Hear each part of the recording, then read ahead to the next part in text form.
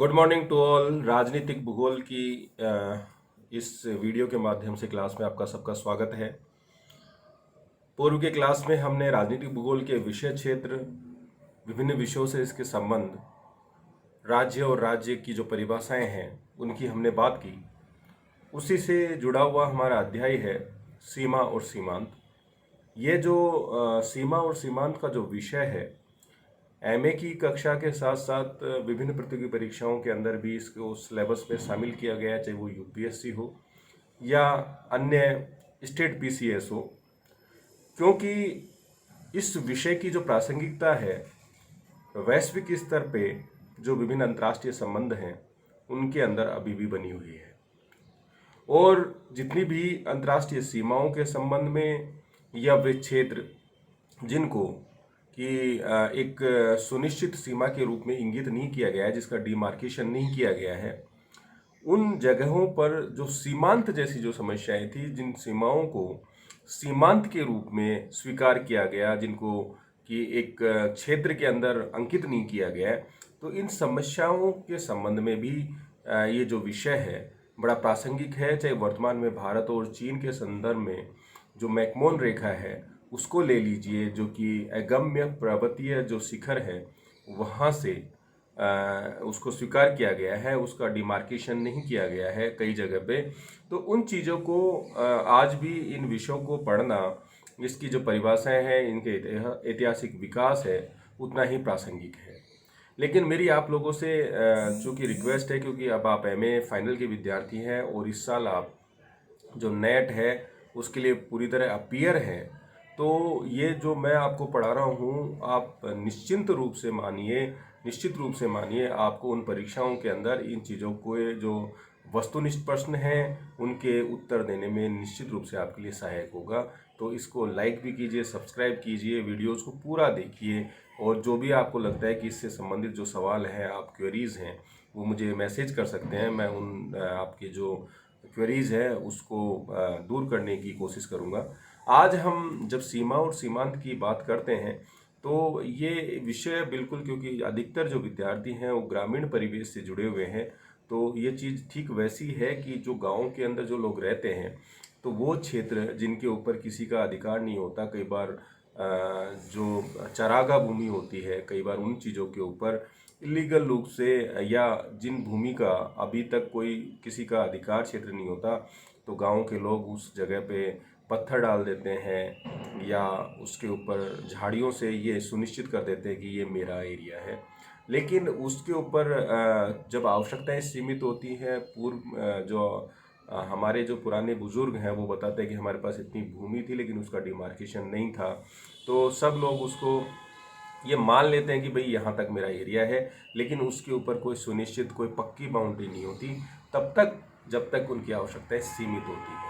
लेकिन जैसे जैसे आवश्यकताएं सीमित होती हैं, आवश्यकताएं बढ़ती हैं, संसाधनों की कमी होती है, तो व्यक्ति अपने उस सुनिश्चित क्षेत्र को अपने अधिकार में, अपनी संप्रभुता में उसको सुनिश्चित करने की कोशिश करता है, और उसको एक पक्की दीवार के रूप में कह लीजिए, या दो लोगों को एक समझौते के तहत ये उसका एक डिमार्केशन करने की कोशिश गाँव में की जाती है। ठीक वैसे ही जो सीमा और सीमांत की जो अवधारणा है उसका भी विकास हुआ। जब मनुष्य की आवश्यकताएं सीमित थी, वो विकास की अवस्थाओं में था, वो चरागा या कहूँ कि पशुचारण करता था, या एक जगह से दूसरे स्थान पर स्थानांतरण करता था, तो जो क्षेत्र थे उसको कोई निश्चित सीमाओं के अंदर बांधा नहीं गया था। विकास के साथ साथ, संसाधनों की बढ़ती आवश्यकताओं के साथ साथ, ये सीमा और जो सीमांत है, या मैं कहूँ कि शक्ति की अवधारणा के विकास के आधार पर ये जो सीमा और जो सीमांत की अवधारणाएं हैं वो निकल कर सामने आई। तो हम यहाँ सबसे पहले जो सीमा और सीमांत को परिभाषा के आधार पर पढ़ने का करेंगे। विभिन्न जो विद्वान थे उन्होंने जो इसके संदर्भ में अपने विचार दिए, उन चीज़ों का अध्ययन करने की कोशिश करेंगे, जिससे कि ये सीमा और सीमांत की जो परिभाषित स्तर पर और उनके बीच में किस तरह से सीमा और सीमांत का विकास होता है, उन चीज़ों का अध्ययन हम यहाँ पे करेंगे, जिससे कि इस अवधारणा को हम अच्छे से समझ सकें। सबसे पहले अगर मैं सीमा की बात करूँ तो सीमा को परिभाषित करते समय आप ये देख लीजिए कि किसी भी राज्य के, जब मैंने प्रथम अध्याय के अंदर जब राजनीतिक भूगोल का परिचय दिया था तो मैंने आपसे ये कहा था कि जो राज्य होता है, राज्य और राष्ट्र की जो अवधारणा होती है, उसमें मैंने स्पष्ट किया था कि राज्य के अंदर 3 चीज़ें होना बहुत ज़रूरी होती है। उसका एक सुनिश्चित क्षेत्र होना चाहिए। जब सुनिश्चित क्षेत्र की हम बात करते हैं तो एक सुनिश्चित राजनीतिक सीमा होनी चाहिए, जिसको कि कानूनी रूप से और उसको स्वीकार किया गया हो। तो और दूसरी चीज़, वहाँ पर रहने वाले लोग और उसकी राजनीतिक व्यवस्थाएं। तो जब हम राज्य की बात करते, सीमा की बात करते, तो किसी राज्य का उस क्षेत्र के अंदर जिसके अंदर वो अपना संप्रभुता की बात करता है। तो सपोज अगर मैं ये क्षेत्र बात कर रहा हूँ, यहाँ केंद्र से सरकार जो है वहाँ से की शासन व्यवस्था कार्य करती है, और यहाँ पर इस पूरे एरिया के अंदर जो रहने वाले लोग हैं या वहाँ पर जितने भी संसाधन हैं, उसके ऊपर यहाँ की जो सरकार है, यहाँ के जो लोग हैं, उनका पूरा अधिकार होता है। ये उसकी संप्रभुता को सुनिश्चित करता है, जो कि ये शो करता है कि उससे जो बाहर जो क्षेत्र है, ये ए है, ये बी है, तो इस व्यक्ति को, बी व्यक्ति को ए व्यक्ति के जो संसाधन, उसके जो राजनीतिक निर्णय की प्रक्रिया में कोई भी हस्तक्षेप करने का अधिकार नहीं होता। ये जो है अपनी जो चारों तरफ का जो क्षेत्र है, जो सुनिश्चित, जिसको हम स्वीकार कर चुके हैं, उसके अंदर निर्णय लेने के लिए पूर्णतः स्वतंत्र है। यही जो संप्रभुता की जो अवधारणा है उसी से जुड़ा हुआ है। और हर जो राज्य होता है वो एक संप्रभु राष्ट्र होता है, जो कि किसी भी बाहरी शक्ति का खुद की जो व्यवस्था, राजनीतिक व्यवस्था है, उसका जो सुनिश्चित क्षेत्र है, उसके अंदर बाहरी हस्तक्षेप को स्वीकार नहीं करता है। और यही बात यहाँ राज्य के संदर्भ में की गई है कि किसी राज्य के संप्रभु नियंत्रण के अंतर्गत क्षेत्र की बाहरी सीमा, यानी वो सीमा जहाँ तक उसको निर्णय लेने का स्वतंत्र, संपूर्ण, अबाधित अधिकार होता है। अब यहाँ जो सीमा के बारे में जो विभिन्न विद्वान थे, उससे पहले अगर हम ऐतिहासिक दृष्टिकोण से देखें तो सबसे पहले जो चीन और जो रोम थे, वहाँ पर इन जो क्षेत्र थे उसको निश्चित करने का प्रयास किया गया। जैसे हमने कहा कि चीन की जो महान दीवार है, वो भी एक उसी का उदाहरण है कि जिससे कि बाहरी जो लोग हैं उनका हस्तक्षेप वहाँ पे स्वीकार नहीं किया जाए। यहाँ पर ये चीन के अंदर ये अवधारणा थी कि जो सीमांत एरिया होता है, बाहरी जो क्षेत्र होता है, वो अविकसित क्षेत्र होता है। वहाँ पर रहने वाले जो लोग होते हैं वो अविकसित, असभ्य होते हैं। तो उन लोगों को मुख्य समाज से अलग रखा जाना चाहिए। तो वहाँ पर किलेबंदी की, चाहे चीन हो या रोम में, किलेबंदी की जो प्रक्रियाएं अपनाई गई थी सबसे पहले, तो वो कहीं न कहीं एक डिमार्केशन था सीमाओं का, जिनको कि उस समय जो किलेबंदी की जाती थी, दीवारें खींची जाती, उनको लाइम्स कहते थे। तो आपके लिए ये एक वस्तुनिष्ठ प्रश्न हो सकता है कि लाइम्स किसे कहते हैं। तो उसके बाद हम यह बात करते हैं कि विभिन्न विद्वानों ने जो परिभाषाएं दी। क्रिस्टोफर ने 1959 के अंदर जो सीमाएं होती हैं उनके लिए बात की। लेकिन एक चीज़ हमेशा याद रखिए, जो सीमाएं हैं, कोई भी परिभाषा, कोई भी विद्वान परिभाषित करे, तो उसमें आपको ध्यान रखना है किसी भी राज्य के संप्रभुता को सुनिश्चित करने वाला जो क्षेत्र होता है उसके द्वारा ही सीमाओं का निर्धारण किया जाता है। सीमाएं एक संप्रभु सरकार के अंतर्गत रहने वाली जनसंख्या और क्षेत्र के साथ एक साथ बांधती है। जब राज्य की जो परिभाषा होती है उसके अंदर भी हमने क्या कहा, एक सुनिश्चित क्षेत्र होता है, उसमें रहने वाले लोग होते हैं। रहने वाले लोग जो भी आर्थिक गतिविधियां करते हैं, वो जो संसाधन होते हैं, उसके ऊपर पूर्ण अधिकार होता है। तो उस क्षेत्र के अंदर जो भी लोग रह रहे हैं, जो भी व्यवस्थाएं वहाँ पे संचालित होती हैं, वो उसकी जो बाहरी सीमा होती है उसको जो है सीमा निर्धारित करती है। यहाँ क्रिस्टोफर ने यही बात की, और इसके ऊपर एक कानून होता है, और ये कानून न केवल प्रशासनिक और आर्थिक रूप से समेकित होता है, अपितु एक राज्य के विचार और राज्य धर्म का द्वारा आबद्ध होता है। यहाँ राजधर्म की बात जो की जा रही है, जो विचार की बात की जा रही है, तो कहीं न कहीं ये जो अवधारणा है, जब राजधर्म या विचार की बात होती है, तो जैसा कि हमने राष्ट्र को, नेशन को परिभाषित किया, तो ये उस नेशन की अवधारणा को भी समझाने की कोशिश की जा रहा है कि एक सुनिश्चित क्षेत्र के रहने वाले लोग उस राज्य को एक राष्ट्र के रूप में स्वीकार करते हैं, भावनात्मक रूप से उससे जुड़े हुए रहते हैं, और उसके अंदर जो भी निर्णय वो लेंगे, जो भी उनके अंदर जो कानूनी अधिकार होते हैं, उसके ऊपर किसी का बाहरी हस्तक्षेप नहीं हो सकता, वो स्वतंत्र रूप से उस क्षेत्र के अंदर अपनी आर्थिक गतिविधियां संचालित कर सकता है। ये चीज क्रिस्टोफर ने अपनी परिभाषा में स्पष्ट की। उसके बाद प्रोफेसर कार्लसन थे, उन्होंने भी कहा कि एक अंतर्राष्ट्रीय सीमा वह रेखा है, अब रेखा है, यहाँ पे आपको याद रखना पड़ेगा कि वो एक सुनिश्चित ज्योमेट्रिक लाइन के रूप में होती है। इधर एक राज्य हो गया, इधर बी राज्य हो गया, एक दूसरे को पृथक करती है। यहाँ तक इधर का क्षेत्र, इधर का क्षेत्र, यहाँ जो लाइन है इसके पश्चिम के अंदर जो बी है उसका निर्णय लेने की जो पूर्ण संप्रभुता है बी को होगी, और पूर्व के अंदर ए है उसकी पूर्ण संप्रभुता ए को होगी। कार्लसन कहता है कि अंतर्राष्ट्रीय में वह रेखा है जो उस क्षेत्र की बाहरी सीमा निर्धारित करती है। तो ये हमने परिभाषित किया, हमने कहा ये क्षेत्र है, ये इसकी बाहरी सीमा है। तो ये इस परिभाषा से स्पष्ट होता है, जिसमें राज्य का शासन होता है। एक सुनिश्चित जो राजनीतिक व्यवस्था होती है उस बाहरी सीमा के अंतर्गत जो भी गतिविधियां संचालित करेगी उसके लिए वो पूर्ण स्वतंत्र होती है।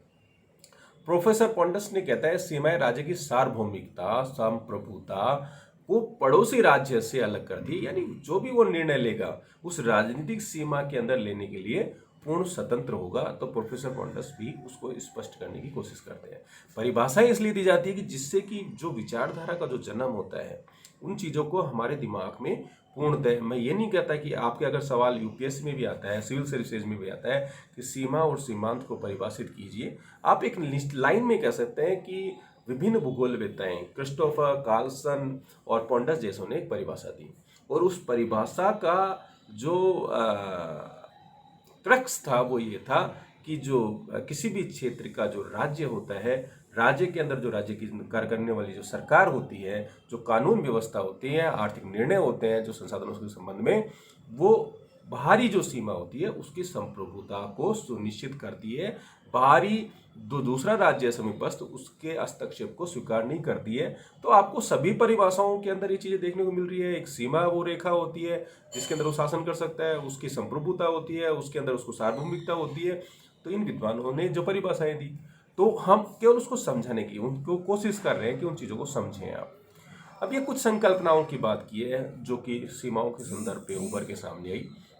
एक होती है संविधात्मक संकल्पना और एक होती है ज्यामितीय संकल्पना। तो जब ये जो संविधात्मक संकल्पना होती है, एक टाई अप होता है, एक समझौता होता है, एक जो स्वीकार्यता होती है, दो व्यक्ति होते हैं, दोनों ने किसी बात को स्वीकार कर लिया, उसके बाद जो भी उनका अधिकार होता है वो डिफाइन हो जाता है। तो संविधात्मकता का एक ये बात होती है अमेरिकन राज्यों के बारे में, या कुछ जो अफ्रीकन जो राज्य थे या देश थे, तो औपनिवेशिक शासन व्यवस्था जब वहाँ पर जो यूरोपियन जो कंट्रीज थी, चाहे पुर्तगीज हो, चाहे फ्रांसीसी हो, चाहे जर्मन्स हो, तो उन्होंने अपने अपने क्षेत्र को सुनिश्चित करने के लिए इस तरह की संकल्पना को, जो संविधात्मक संकल्पना थी, उसको वहाँ पर अपनाया। वही संकल्पना अमेरिकी राज्यों की समझ में भी अपनाई गई। तो ये कह सकते हैं कि अमेरिका के राज्यों को जो बाउंड्रीज, यहाँ राज्य जो अमेरिका के जो राज्य हैं उनकी हम यहाँ बात कर रहे हैं, आपस में सीमा के लिए किसी रेखा पर समझौता कर लिया जाता है और उस रेखा की अखंडता को स्वीकार कर लिया जाता है। तो ये बात ये संविधात्मक संकल्पना में की गई। ज्यामितीय संकल्पना जो थी, दोनों मैंने बताई कि औपनिवेशिक शक्तियों द्वारा विकसित की गई ज्यामितीय संकल्पना, जिसके अंदर जो अक्षांश रेखाएं होती है, देशांत रेखाएं होती हैं, साथ ही उनको कोई सुनिश्चित कोई निश्चित वैज्ञानिक आधार अपनाया नहीं गया। उन्होंने अपनी शक्ति के आधार पे उन विभिन्न जो राज्य थे उनकी सीमाओं को निर्धारित कर दिया। तो उन ज्यामितीय संकल्पनाओं को औपनिवेशिक संदर्भ में देख सकते हैं। संविधात्मक संकल्पना को हम अमेरिका के जो विभिन्न राज्यों के बीच में सीमाओं का निर्धारण किया गया है उनके संदर्भ में देख सकते हैं। तो यहाँ से हमें जो सीमा है वो उसकी जो परिभाषा है वो स्पष्ट हो गई है। अब हम बात करते हैं सीमांत की, क्योंकि जब तक हम दोनों चीज़ों को नहीं समझेंगे तब तक हम उनके अंतर को, उनके विकास को प्रॉपर नहीं समझ सकते। अब अगर हम बात करें तो अंग्रेजी में फ्रंटियर कहते हैं। ये जो शब्द है लैटिन के फ्रांस और फ्रेंच के फ्रंट दोनों से निकल गया है, जिसका मतलब होता है फोरलैंड, अग्र प्रदेश, जहाँ पर एक राज्य की जो सीमा तो नहीं कहेंगे, जहाँ पर ये कहें कि दो राज्य एक दूसरे से जुड़ते हैं, लेकिन वहाँ दोनों के मध्य के अंदर कोई सुनिश्चित, सपोज हम ये कहें ये ए है और ये बी है। अब यहाँ हम ये जो क्षेत्र कह रहे हैं ये बी मान लीजिए। अब ये इसको हमने अंडरलाइन किया इस चीज़ को, सॉरी वो चला गया, ये है और ये है, ये ए हो गया, ये बी हो गया। समझने के लिए हमारे लिए ज़रूरी है ये जो क्षेत्र है दोनों के मध्य के अंदर जिसको हमने दिखाया, ये जो एरिया है ये कोई डिफाइन एरिया नहीं है। यहाँ पर ये कहें कि ए और बी इनके बीच में एक ऐसा भौगोलिक क्षेत्र होता है जहाँ पर लोग निवास करते हैं, उनका अपना एक स्वतंत्र अस्तित्व भी होता है, लेकिन ए और बी दोनों के मध्य के अंदर एक अवरोध का भी काम कर रहा है कि जिससे कि एक दूसरे से उनको दूर रखे। तो ये जो क्षेत्र होता है इसको हम सीमांत एरिया में अग्रभाग, इस बी के लिए अग्रभाग हो गया इधर और इधर ए के लिए अग्रभाग हो गया। तो ये जो एक सुनिश्चित क्षेत्र होता है इसको हम सीमांत कहते हैं। ये सीमांत जो एरियाज होते हैं जब संसाधनों के प्रति ये कहें, या मैं ये कहूँ कि एक ऐसा अगम्य क्षेत्र है, पर्वतीय क्षेत्र हो सकता है, दलदली क्षेत्र हो सकता है, जंगली क्षेत्र हो सकता है, जिनके ऊपर इन दोनों राज्यों के लिए राजनीतिक दृष्टिकोण से या भूसामरिक दृष्टिकोण से उतना इम्पोर्टेंस नहीं है, तो इसको ये स्वीकार कर लेते हैं। उसके ऊपर एक कोई सुनिश्चित लाइन को निर्धारित नहीं करते हैं, तब तक ये एक सीमांत एरिया के रूप में रहता है। जैसा कि मैंने कहा कि ग्रामीण परिवेश के अंदर जो पूर्व के अंदर लोगों की आवश्यकताएं सीमित थी, तो बस वहाँ पे पत्थर डाल दिए और कह दिया ये मेरा एरिया हो गया, उनकी कोई सुनिश्चित बाउंड्री नहीं होती है। अब यहाँ पारिभाषिक स्तर पर हम यहाँ बात करना चाहेंगे, सीमा के विपरीत सीमांत दो राज्यों और उनकी जनसंख्या के मध्य स्थित विभिन्न ऊंचाई वाले क्षेत्र, यहाँ विभिन्न चौड़ाई वाले क्षेत्र, सॉरी चौड़ाई का मतलब एक उसके अंदर क्षेत्रफल होता है, वहाँ पे एक एरिया होता है, यानी वो कोई सीमा नहीं, लाइन नहीं है, एक एरिया है। चौड़ाई से मतलब यहाँ पर ये है।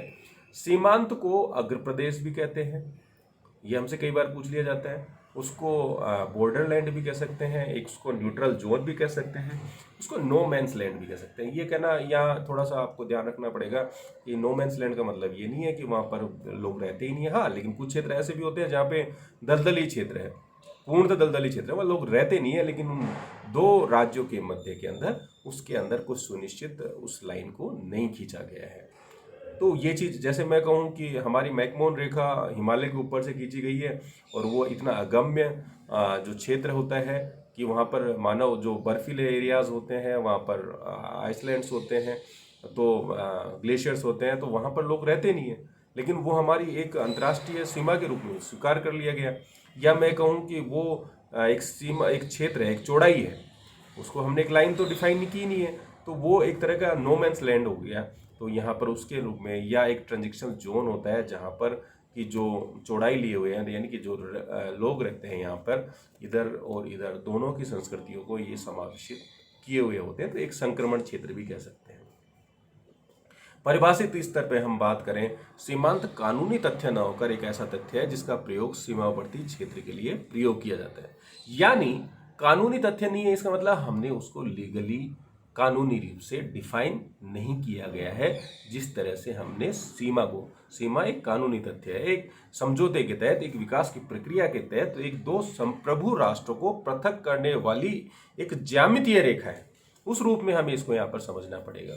अब हम बात करते हैं कि सीमांत और सीमाएं किसी एक तत्व के विभिन्न अवस्थाओं की सूचक है। सीमांत कुछ समय बाद सीमा द्वारा स्थापन कर दिए जाते हैं। अब जैसे मैंने कहा कि जो सीमांत एरियाज होते हैं तब तक ही रहते हैं जब तक दो राज्यों को ये कहें कि उनके सामरिक दृष्टिकोण से, आर्थिक दृष्टिकोण से वो क्षेत्र महत्वपूर्ण नहीं होता, लेकिन सामरिक महत्वता बढ़ते बढ़ते वहाँ पर सीमांत को एक डिफाइन लाइन के रूप में, एक अंतर्राष्ट्रीय समझौते के तहत, एक कानूनी प्रक्रिया के द्वारा सीमा के अंदर परिवर्तित कर दिया जाता है। जैसे मैंने डायग्राम में बताया कि ये दो एरिया है, बीच के अंदर एक हमने कहा कि ये सीमांत है।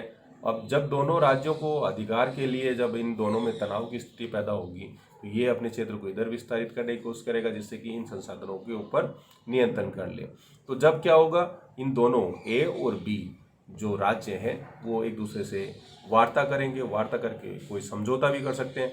जब तक समझौता नहीं होता उसके अंदर राजनीतिक तनाव की स्थिति हमेशा बनी रहेगी, लेकिन जब उनके अंदर समझौते की स्थिति हो जाती है तो उनका परिसीमन, सीमांकन, ये सब प्रक्रियाएं प्रारंभ हो जाती है। तो कहीं एक समझौते के तहत इन दोनों के मध्य के अंदर एक रेखा के रूप में सीमा का निर्धारण कर दिया जाता है। तो ये वाले जो एरिया है यहाँ तक ए का विस्तार हो जाएगा, यहाँ तक बी का हो जाएगा। तो सीमांत की जो अंतिम जो परिणति होती है वो सीमा के रूप में होती है। तो ये यहाँ इससे स्पष्ट हो जाती है। अब क्रिस्टोफ ने कहा सीमांत राज्य का अंतिम या समापन बिंदु नहीं बल्कि वह राज्य का अग्रभाग है। यानी वहां पर एक सुनिश्चित क्षेत्र होता है, उस सुनिश्चित क्षेत्र के अंदर लोग भी रहते हैं, लेकिन वो अपना एक स्वतंत्र अस्तित्व रखते हैं। एक तरह से वो दो जो राज्य होते हैं उनको एक पृथक करने का भी काम करते हैं और कहीं न कहीं उनके अंदर सांस्कृतिक संक्रमण भी देखने को मिलता है। और ये राज्य के अग्रभाग है। ये अल्प ज्ञात या अज्ञात क्षेत्र में सचेतक ज्ञान फैलाने का कार्य करते हैं। ये दोनों इकाइयों के सामाजिक सांस्कृतिक समूह का संगम स्थल है। जैसे मैंने कहा कि दोनों राज्यों की यहाँ पर एक राजनीतिक सामाजिक जो संक्रमण की स्थिति देखने को मिलती है, लेकिन दोनों राज्य इसको इसलिए स्वीकार करते हैं जिससे कि उनके मध्य के अंदर ये एक तरह से कूलिंग एजेंट का काम करें, एक दूसरे से इनको पृथक करते हैं तो एक जो उनकी शांति की स्थिति बनी रहे। तो ये चीज़ें सीमांत के लिए कही जाती हैं। अब हम इसको सबसे पहले इनको अंतर, हम चाहें तो पहले अंतर कर लें, फिर इनके जो विकास की जो चीज़ें हैं उनके ऊपर हम चर्चा कर सकते हैं कि सीमा और सीमांत में अंतर क्या होता है। क्योंकि ये सवाल शॉर्ट नोट के अंदर पूछा जाता है, छोटे सवालों के अंदर अक्सर पूछ लिया जाता है। तो उस दृष्टिकोण से ये जो विषय है हमारे लिए इम्पोर्टेंट हो जाता है। तो सबसे पहले इन दोनों के अगर अंतर की हम बात करेंगे तो स्लाइड मैं आपको बाद में शेयर कर दूंगा, शायद मैंने उस स्लाइड को लिया नहीं है। फिर भी मैं जैसे कि इसकी परिभाषाओं से ही स्पष्ट हो जाता है कि जो सीमांत होता है एक भौगोलिक क्षेत्र, एक चौड़ाई लिए हुए होता है, जबकि जो सीमा होती है एक रेखा के रूप में होती है। दूसरा अंतर हम ये कह सकते हैं कि जो सीमा होती है एक कानूनी रूप से स्वीकार्य जो चीज़ होती है, अंतर्राष्ट्रीय समझौते के थ्रू स्वीकार्य की जाती है। सीमांत जो होती है वो उसको एक आपसी अंडरस्टैंडिंग के द्वारा स्वीकार कर लिया जाता है। उसका कोई कानूनी ये कह सकते हैं कि कानूनी रूप से उसको सुनिश्चित नहीं किया जाता है। सीमा जो होती है दो राज्यों की संप्रभुता को सुनिश्चित करती है, जबकि जो सीमांत होता है वहाँ पर सांस्कृतिक संक्रमण की स्थिति देखने को मिलती है। कहीं न कहीं जो सीमा होती है एक जो सरकार होती है उसकी बाहरी सीमा को सुनिश्चित करती है, तो जबकि जो सीमांत होता है वो दोनों के मध्य के अंदर स्थित एक संक्रमण क्षेत्र होता है। सीमा एक रेखा के रूप में होती है, इसलिए वहाँ पर किसी तरह की आर्थिक सामाजिक गतिविधियाँ संचालित नहीं होती, जबकि सीमांत जो होता है एक सुनिश्चित क्षेत्र लिए हुए होता है, तो वहाँ पर आर्थिक गतिविधियाँ भी देखने को मिलती हैं। जो सीमांत जो एरिया होता है वो एरिया एक तरह से अगम्य क्षेत्र होता है, एक अवरोधक का काम करता है। जरूरी नहीं है इस यहाँ पे लोग निवास करते हैं, बिना निवास करते हुए भी चौड़ाई लिए हुए एरिया जो होता है, जिसको सीमांत को जब हमने कहा नो मैन्स लैंड की बात की, मैंने मैकमोहन रेखा की बात भारत चीन के संदर्भ में की, तो जो ऊपर पहाड़ के ऊपरी जो ग्लेशियर जो एरियाज होते हैं उसको सीमा के रूप में स्वीकार कर लिया जाता है, लेकिन वो वास्तविक डिमार्केशन एक रेखा के रूप में नहीं किया जाता। तो कहीं न कहीं वो भी एक सीमांत के रूप में कार्य करता है। तो ये सब चीज़ें हैं जो सीमा और सीमांत के जो अंतर हैं उनको स्पष्ट करती हैं। अब ये भी कह सकते हैं कि जो सीमाएं होती हैं वहाँ दोनों के एरिया में संप्रभुता की हम बात करते हैं, तो एक स्वतंत्र राजनीतिक अस्तित्व की बात भी हम वहाँ पर करते हैं। तो ये जो अंतर है मैं आपको शेयर भी कर दूंगा दोनों के अंदर स्लाइड के माध्यम से। अब जो सीमांत का हम बात करें, पहले हम सीमांत को ले लें। तो सीमांत का अगर हम वर्गीकरण करें तो सीमांत को हमने 4 भागों में वर्गीकरण किया। प्राकृतिक सीमांत, नृजातीय सीमांत, ज्यामितीय खगोलीय सीमांत और राजनीतिक सीमांत। अब प्राकृतिक सीमांत की अगर हम परिभाषा दें तो यहाँ मैंने जैसे कहा कि सीमांत अगम्य क्षेत्र हो सकता है, जो कि भौगोलिक दृष्टिकोण से पर्वत हो सकते हैं, मरुस्थल हो सकते हैं, दलदली क्षेत्र हो सकते हैं। दो या अधिक प्रदेशों के मध्य, दो भी हो सकते हैं, दो से अधिक भी हो सकते हैं, कि अगम्य बंजर प्रदेश जो पूर्णतया जन विहीन होता है उसे प्राकृतिक सीमांत कहते हैं। अब मरुस्थल हो सकता है, पर्वत हो सकता है, दलदली दुर्गम वनाच्छादित क्षेत्र हो सकता है। जैसे हम बात करें जो यूरेशियाई स्टेपीज जो मैदान है, तो यूरेशिया और में एशियाई और जर्मनिक जो एरियाज थे, जर्मनी यूरोप में पड़ता है, एशियाई जो पार्ट था उनके मध्य के अंदर ये एक प्राकृतिक सीमांत के रूप में कार्य कर रहे थे। वर्तमान में नहीं कह रहे, क्योंकि इतिहास के अंदर जब विकास होता है तो सुनिश्चित सीमांत जो होता है वो सीमा के अंदर परिवर्तित हो जाता है, सुनिश्चित एक राजनीतिक सीमा के द्वारा उसका निर्धारण कर दिया जाता है। जैसे सहारा मरुस्थल है, तो हमने जब ट्राइब्स पढ़ी होगी तो जो सेमेटिक लोग होते हैं जो कि भूमध्य सागर का जो तटवर्ती जो देश हैं वहाँ पर हमें पाए जाते हैं, तो वो सेमेटिक और नीचे की तरफ जो निग्रोज होते हैं उनको पृथक करने का काम करती है। उन दोनों के मध्य के अंदर जो सीमांत जो होते हैं उनके रूप में ये कार्य करती हैं। हिमालय, ट्रांस हिमालय हमने ब्रिटिश राज और चाइनीज टाइम को देख लीजिए। अमेजन जो बेसिन है वो जो दक्षिण अमेरिका के जो कंट्रीज हैं उनके अंदर सीमांत का काम करती है, अगम्य क्षेत्र होता है। कांगो बेसिन जो है, काले अफ्रीकी लोग और श्वेत यूरोपियन लोगों के बीच जो उनके सेटलमेंट्स थे, तो ये जब औपनिवेशिक काल थी उस समय की बात कर रहा है, तो अफ्रीकन जो ब्लैक्स थे उनको जो यहाँ पे जो औपनिवेशिक स्थापित किया यूरोपियन कंट्रीज ने, पुर्तगीज, स्पेनिश जो भी थे उन्होंने, तो उनके मध्य के जो कांगो बेसिन थी वो एक सीमांत के रूप में कार्य करती थी। तो ये एक तरह से प्राकृतिक सीमांत के उदाहरण है। नरजातीय सीमांत यानी वहाँ पे जो रेसेस रह रही हैं, जो ट्राइब्स रह रही हैं, जो जन समूह रह रहा है, उसके आधार पे दो या दो से अधिक राजनीतिक रूप से बसे क्षेत्रों के मध्य अल्प जनसंख्या से अधिवासित क्षेत्र जो प्रजातीय रेस के आधार पे भिन्न हो, सांस्कृतिक रूप से पिछड़े क्षेत्र होता है। क्योंकि नरजातीयता की जब हम बात करते हैं कहीं ना कहीं ये ट्राइब्स जो होती है उनकी हम बात करते हैं, तो जो बाल्कन रीजन है वो जर्मन और जो टर्किश लोग थे उनके मध्य के अंदर, अब आपके लिए होमवर्क भी है कि बाल्कन कंट्रीज कौन कौन से हैं, तो आप जब एटलस देखेंगे मैं शेयर कर दूंगा, लेकिन सबसे पहले मैं कुछ आप ये कह लें कि आपके लिए असाइनमेंट है, आप इन चीज़ों को देखिए, मेरे को व्हाट्सअप कीजिए, सॉरी व्हाट्सअप नहीं तो मैसेज कर दीजिए कि सर मैं चाहूँगा कि आप मेरे को मैसेज करके बताएं कि बाल्कन कंट्रीज कौन कौन से हैं।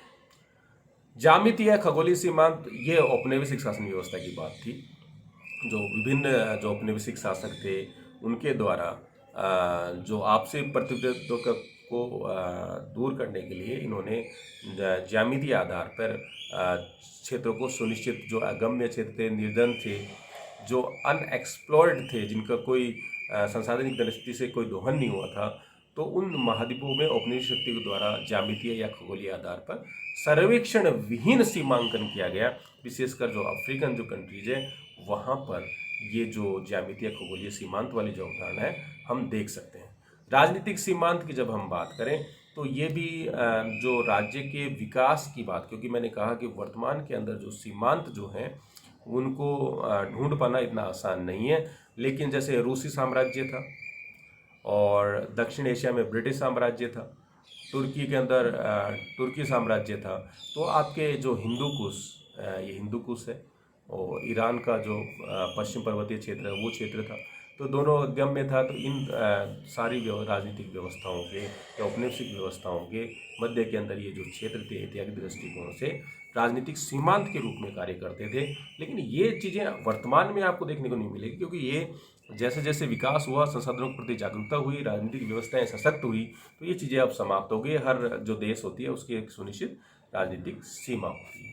अब किस तरह से जो सीमांत जो होता है वो सीमा में विकास के साथ साथ परिवर्तित हो जाता है, तो इसको हम तीन अवस्थाओं में देख सकते हैं। सीमांत राज्य की सिर्फ एक परिसीमा हुआ करता है तथा इसके भागों में भौगोलिक शून्यता देखने को पड़ती है कि दोनों के मध्य के अंदर होता है। सीमांत प्रदेशों प्रांतों के गठन से जब दोनों का पहले सपोज ये एरियाज ये थे, ये एरियाज थे, इन भौगोलिक इनमें कोई जागरूकता नहीं थी, ऐतिहासिक विकास में अवस्थाओं में इनको देखा गया।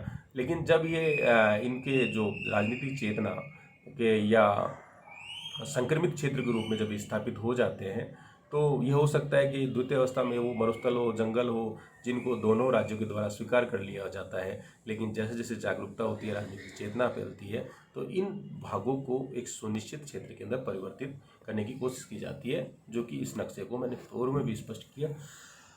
सॉरी, यहाँ से स्पष्ट होता है ए और बी दोनों के मध्य के सीमांत है, लेकिन जैसे संसाधनों के प्रति जागरूकता फैलती है, ये दोनों के द्वारा, समझौते के द्वारा उनको सुनिश्चित करने की कोशिश की जाती है। यहाँ मैंने एक परिभाषा दी है नीचे कि एक जानकारी है, भौगोलिक क्षेत्र की बढ़ती जानकारी, आर्थिक और तकनीकी विकास, जनसंख्या में वृद्धि, संसाधनों के प्रति जागरूकता तथा राजनीतिक एवं सैन्य विकास के परिणाम स्वरूप सीमांत प्रदेश कालांतर में सीमा रेखा में परिवर्तित हो जाता है। तो मेरा जो उद्देश्य था वो इसी चीज को समझाने का था, किस तरह से जो सीमांत होता है वो सीमा के अंदर परिवर्तित हो जाता है। तो आज के वीडियो के अंदर हमने सीमा और सीमांत को परिभाषित किया, दोनों में अंतर क्या होता है मैं पुनः आपको स्लाइड के माध्यम से बता दूंगा। तो ये चीज़ आप पूरी तरह देखिए। इससे संबंधित आपको कोई सवाल हो मुझसे बिल्कुल पूछिए, क्योंकि मुझे लगता है कि मेरे जो वीडियोस होते हैं काफ़ी लंबे हो जाते हैं, तो मैं वीडियोस को छोटे छोटे उसमें करके आप लोगों से शेयर करूंगा, जिससे कि आप चीज़ों को समझ सकें। आप बिल्कुल, आपके पास अगर कोई पुस्तक है राजनीतिक भूगोल की, उसको पढ़िए, चीज़ें आपको समझ में आएगी। और ज़्यादा विस्तृत चीज़ें यहाँ मैं समझाने की कोशिश कर रहा हूँ, वहाँ पर आपको इन समझाने के बाद उन चीज़ों को आप जब पुस्तक के माध्यम से, इसलिए मैं कहता हूँ कि आपके लिए जो भी पुस्तक होती है बहुत महत्वपूर्ण होती है। उसको पढ़ने से जो आपका जो भौगोलिक जो ज्ञान होता है वो समृद्ध होता है। साथ ही आप उन अगम्य क्षेत्रों को, उन पर्वतीय क्षेत्रों को, उन दलदली क्षेत्रों को, उन जो सीमांत के रूप में काम करने वाले जो नदियां हैं उनको, नदी जो क्षेत्र होता है, नदी बेसिन जो क्षेत्र होता है उनको, या प्राकृतिक दृष्टिकोण से जो डेजर्ट होते हैं उनको आप देखें, उसको नक्शे में जो एटलस है उसमें देखें, तो आपका जो ज्ञान है वो बढ़ता है। आप खुद भी आप ये महसूस कर सकते हो कि जो दो विभिन्न राज्यों के बीच में वर्तमान में भी ये जो क्षेत्र है वो सीमांत के रूप में कार्य कर रहे हैं, अगम्य क्षेत्र हैं। आर्थिक दृष्टिकोण से उनका महत्वपूर्ण नहीं है। दोनों राज्यों के बीच के अंदर अगर सौहार्दपूर्ण संबंध है, सैनिक समरसता है, तो आज भी आपको ऐसे अगम्य सीमांत क्षेत्र मिल जाएंगे। तो आप चाहिए इन चीज़ों को देखिए। आपको निश्चित रूप से आज हमारे इस वीडियो से सीमा और सीमांत को अंतर को समझने में सहायता मिली होगी। आगे मैं आपको जो नेक्स्ट मेरा वीडियो होगा वो आज ही मैं आपसे शेयर करूंगा। वो सीमाओं का विकास, सीमाएं कितने प्रकार की होती हैं, उनका सारा वर्तमान के अंदर सीमाओं के संबंध में जो अंतर्राष्ट्रीय विवाद हैं उनके ऊपर भी हम कुछ चर्चा कर लेंगे। तो ये चीज़ें आप देखिए, आपके लिए निश्चित रूप से ये चीज़ें महत्वपूर्ण रहेंगी। धन्यवाद।